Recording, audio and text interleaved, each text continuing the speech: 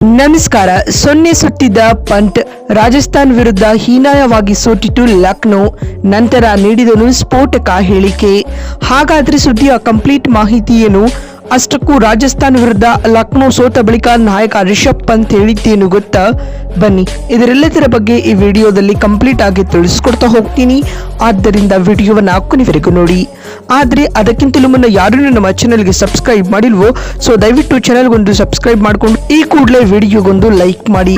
ನಿನ್ನೆ ಟಾಟಾ IPL 2026ರ 32ನೇ ಪಂದ್ಯದಲ್ಲಿ Lucknow super Giants ಹಾಗೂ ರಾಜಸ್ಥಾನ್ ರಾಯಲ್ಸ್ ತಂಡಗಳು ಮುಖಾಮುಖಿಯಾಗಿದ್ದವು.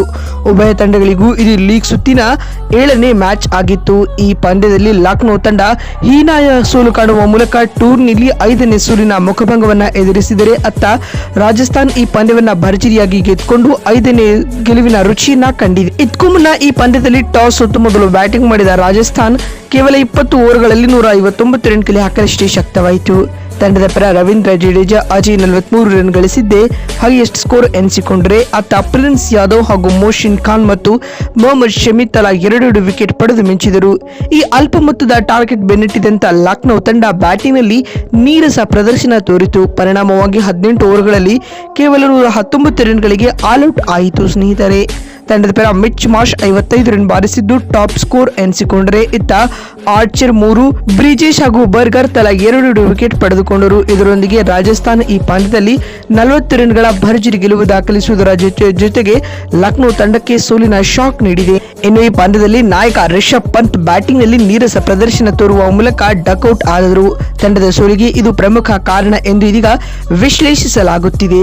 ಮತ್ತು ಪಂದ್ಯ ಸೋತ ಬಳಿಕ ಮಾತನಾಡಿದ ಅವರು ಈ ರೀತಿಯಾಗಿ ಹೇಳಿದ್ದಾರೆ: ನಮ್ಮ ಬ್ಯಾಟಿಂಗ್ ವಿಭಾಗವು ನಮಗೆ ಕೈ ಕೊಡುತ್ತಿದೆ.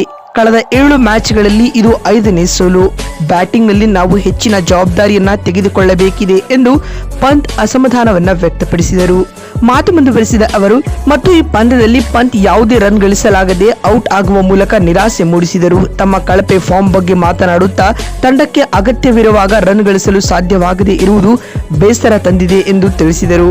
ಹಾಗೂ ಈ ಪಂದ್ಯದಲ್ಲಿ ಪಂತ್ ಆರಂಭಿಕರಾಗಿ ಕಣಕ್ಕಿಳಿದಿದ್ದರು. ಈ ಬಗ್ಗೆ ಪ್ರತಿಕ್ರಿಯಿಸಿದ ಅವರು, ತಂಡದ ಹಿತದೃಷ್ಟಿಯಿಂದ ಪ್ರಯೋಗಗಳು ನಡೆಯುತ್ತಿವೆ, ಆದರೆ ಯಾವುದೂ ಸರಿಯಾಗಿ ಕೆಲಸ ಮಾಡುತ್ತಿಲ್ಲ.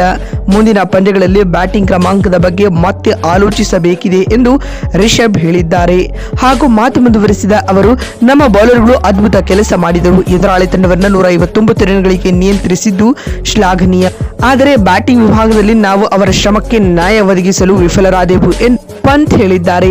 ಹಾಗೂ ಮಾತು ಮುಂದುವರೆಸಿದ ಅವರು, ನಾವು ತಂಡವಾಗಿ ಒಟ್ಟಾಗಿ ಕೆಲಸ ಮಾಡಬೇಕಿದೆ.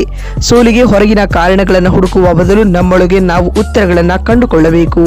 ನಮ್ಮಲ್ಲಿ ಸಾಕಷ್ಟು ಪ್ರತಿಭಾವಂತ ಆಟಗಾರರಿದ್ದಾರೆ, ಆದರೆ ಮೈದಾನದಲ್ಲಿ ಅದು ಕಾರ್ಯರೂಪಕ್ಕೆ ಬರುತ್ತಿಲ್ಲ. ಮುಂಬರುವ ಪಂದ್ಯಗಳಲ್ಲಿ ಸ್ಟ್ರಾಂಗ್ ಆಗಿ ಕಮ್ ಬ್ಯಾಕ್ ಮಾಡಲಿದ್ದೇವೆ ಎಂದು ಪಂತ್ ಭರವಸೆ ನೀಡಿದ್ದಾರೆ. ಮತ್ತೊಂದು ವಿಡಿಯೋದಲ್ಲಿ ಸಿಗ್ತೀನಿ. ನಮಸ್ಕಾರ, ಧನ್ಯವಾದಗಳು.